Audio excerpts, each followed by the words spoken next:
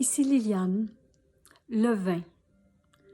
Je suis en compagnie des amis de ma mère, tous des femmes divorcées, séparées, qui ensemble se rejoignent l'après-midi pour boire du vin et parler de leurs problèmes. Les hommes sont comme ci, les hommes sont comme ça, les hommes sont des pourris, les hommes sont des rats. Ces femmes ensemble qui ont eu beaucoup de peine s'encouragent et essaient de se comprendre l'une l'autre et surtout se consoler de leur vie qui a fait naufrage.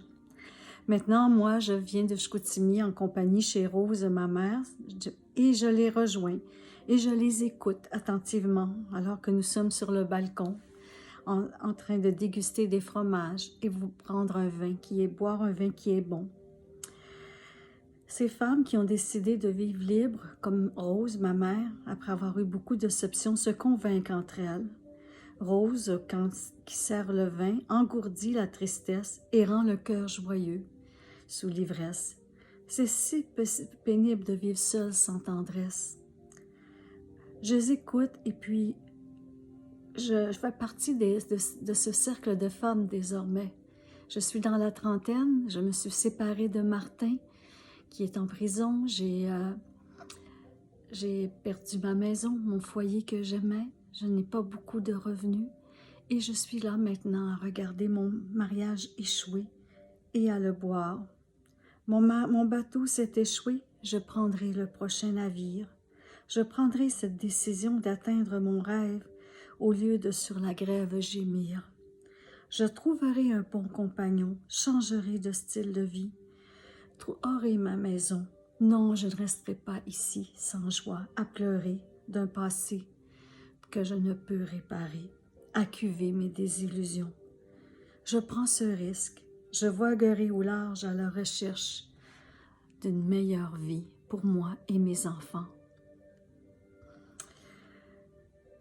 Alors, c'est ce que Jennifer va faire.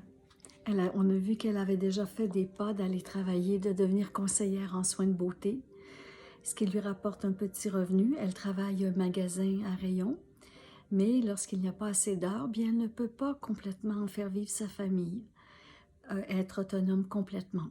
Elle a suivi une formation de vente et représentation, et maintenant qu'elle a cette formation, Jennifer réalise que, bien, il faut qu'elle se déplace vers une ville plus grande pour contacter des entreprises et recevoir un salaire plus lucratif que de rester dans la région. Et il y a d'autres raisons aussi. Alors, elle annonce à sa mère, Rose, « Maman, je déménage à Québec. »« Bon, autre chose encore, » s'exclame Rose. « Qu'est-ce que tu vas faire toute seule avec 3 enfants à Québec sans personne qui t'aide? Tu n'auras plus la congrégation. Et en plus, tu n'as même pas le sens de l'orientation. » dit ma mère, qui me considère comme une tête lunatique qui agit à l'aveuglette, sans analyse de la réalité. « Maman, j'ai bien réfléchi. Il n'y a que des souvenirs douloureux à Chicoutimi. Bientôt, tu sais, je n'aurai plus le moyen de garder mon auto et je devrais trouver un autre logement près des services de la ville de Chicoutimi. Mais les logements sont dispendieux et je n'ai pas assez d'argent pour acheter un autre véhicule.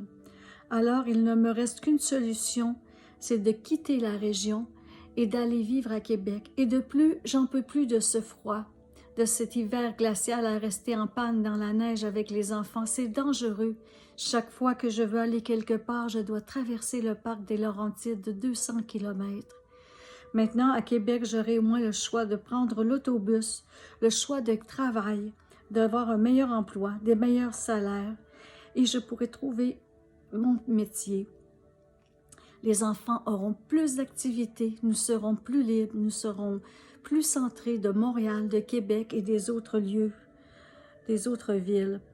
Et en plus, un des avantages, maman, c'est lorsqu'il y aura des congrès des témoins de Jéhovah, bien, nous n'aurons plus besoin de louer des hôtels, des chambres d'hôtel très, très dispendieuses. Tu pourras venir rester chez nous à mon appartement et nous pourrons se rendre ensemble en auto au Colisée. Et ce sera des dépenses d'éviter. Ma mère ne veut pas que je parte. Elle s'inquiète vraiment, mais elle argumente, trouve toutes sortes de raisons pour que je reste. Toutefois, Elle me connaît pour une femme obstinée, que qui a fait un choix ne va pas changer d'idée, qui ne recule pas en arrière. Alors moi, Jennifer, j'avance. Je prends le risque de partir avec ma famille fragile, de les déraciner de leur congrégation, de leur ville, pour commencer à neuf, une nouvelle vie. Alors, quelle sera la suite de la décision de Jennifer de déménager à Québec? C'est ce que nous allons voir dans le prochain chapitre. Je le croirai lorsque je le verrai. Je vous remercie beaucoup d'écouter la lecture. Je vous remercie de mettre des pouces si vous avez aimé. Je vous souhaite une excellente journée, un excellent week-end. Je vous souhaite la santé, le bien-être et la joie. À la prochaine. Ici Liliane. Au revoir.